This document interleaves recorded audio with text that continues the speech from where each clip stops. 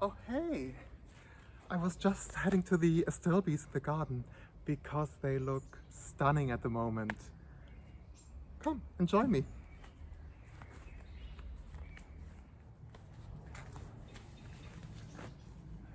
And here they are. Aren't they gorgeous? I really enjoy Astilbes. Yeah, you have this vibrant green of their foliage.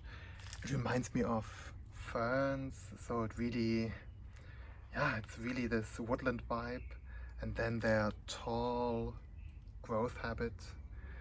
And of course, yeah, especially the striking blooms that are so unique.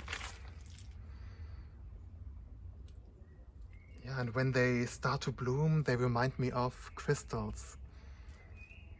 Really beautiful. In this video, I would like to show you how you can have a lot of success growing your Astilbe in your garden by simply following 7 steps. But let's start with some background information.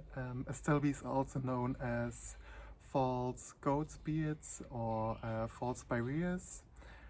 There are about 25 different varieties of Astilbes and several hybrid varieties as well. They vary in color from whites, creamy whites, to really dark, rich purples. They spread through rhizomes under the ground, and they are perennials and herbaceous plant. Now let's start with the 7 things that you need to consider when planting Astilbes, in my opinion. First, Astilbes really benefit from rich and organic soil. So if you can enrich the soil that you have in your garden with compost, that's really good for the Astilbe. It should also have sufficient drainage. This doesn't mean that it's too rocky, because if it's actually too porous, the soil, that's not good for the Astilbe. Because like I mentioned, they need richer and organic soil. But they just don't want to stand in water. Secondly, Astilbes benefit from regular watering. They enjoy it if the soil is moist and consistently moist, but like I mentioned, they shouldn't stand in water. Watering really is important because if they dry out, there might be leaf storage. You will definitely see it on the leaves, or they might even die. So be consistent with your watering. Just in the winter, they might go dormant. They usually go dormant, so don't overwater Astilbes during the winter, and usually then in the winter they have sufficient water anyway through rain. The third step to consider is pruning. Astilbes usually bloom from late spring to late summer. This really depends on the variety. The Rhineland variety, for example, blooms in May, and then we have a Chinese dwarf variety that blooms in late summer. Pruning is then pretty easy once they bloomed out, and if you don't like the look of the bloomed out bloom head, I tend to like them, you can simply cut them off, and then the plant will not send all the energy into the spent bloom stock, but into forming new blooms. So you can have success, and you can have blooming Astilbes all summer long.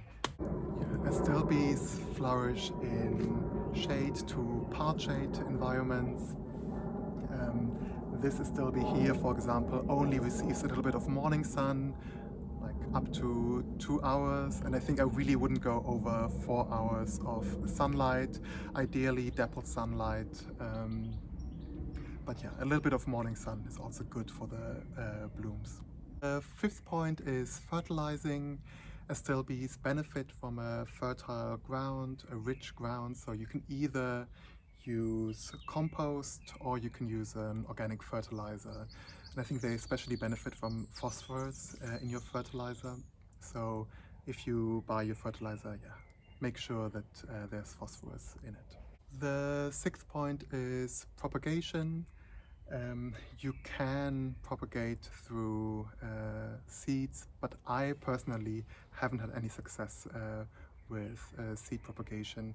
I think the easiest way is to divide the roots like every 4 years or so.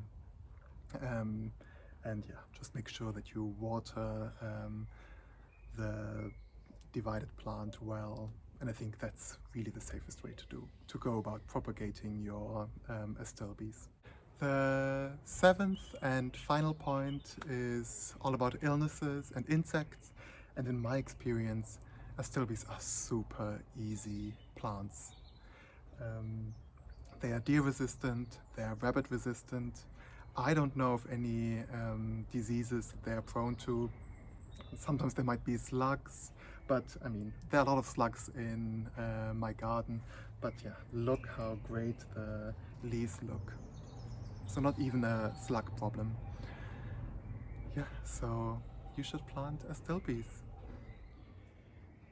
Yes, so this was my video of how to take care of Astilbes in 7 easy steps.